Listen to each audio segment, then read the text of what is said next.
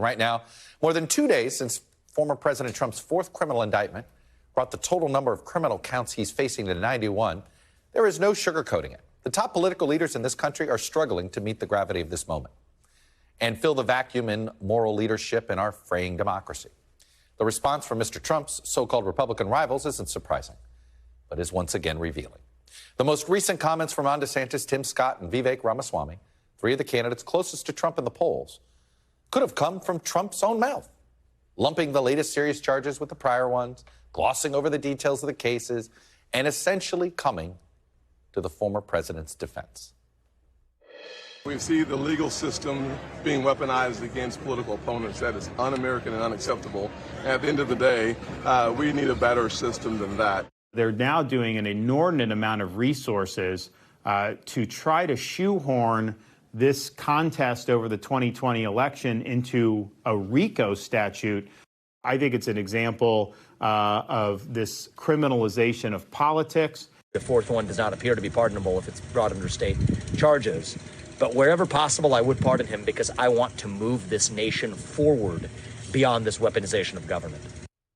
So this morning, Trump's former Vice President Mike Pence also parroted Trump's talking points about the politicization in the American legal system. But he also firmly said that Donald Trump lost Georgia and criticized Trump's efforts on January 6th. Take a listen. After years of revelations of politicization at the highest levels of our justice system in this country, has undermined public confidence in equal treatment under the law. But in these times, I want to say I think it's important that we hew to first principles. No one is above the law. And the president and all those implicated are entitled to the presumption of innocence that every American enjoys. Despite what the former president and his allies have said for now more than 2.5 years, and continue to insist to this very hour, the Georgia election was not stolen, and I had no right to overturn the election on January 6th. These various responses, from the defensive to the tepid, arguably reflect years of rhetoric fed to voters by Mr. Trump and his allies all over the spectrum, including in the information ecosystem. On the Republican side, the closest we've seen to someone in leadership actually speak out about the former president's behavior comes from Georgia's governor, Brian Kemp, who posted this yesterday very declaratively. The 2020 election in Georgia was not stolen. The future of our country is at stake in 2024, and that must be our focus.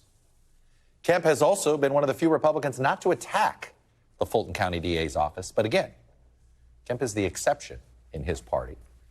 And then there's President Biden, the leader of this country, and potentially Trump's 2024 rival for the White House. President Biden is largely staying on the sidelines. It's a marked difference from his 2020 campaign, which was built on restoring the soul of the nation and restoring norms to American politics. Now, to be fair, it is no easy task to say what all of these politicians could or should realistically do in this toxic political environment to meet this moment. But what's happening now clearly isn't cutting it. I understand the political necessity here for certain people not to speak out. But when you're the leader of the country, you got to try to meet the moment. And political leaders on every level are not meeting this moment. So guess what? It's going to come down to everybody else, the voters. Thanks for watching our YouTube channel. Follow today's top stories and breaking news by downloading the NBC News app.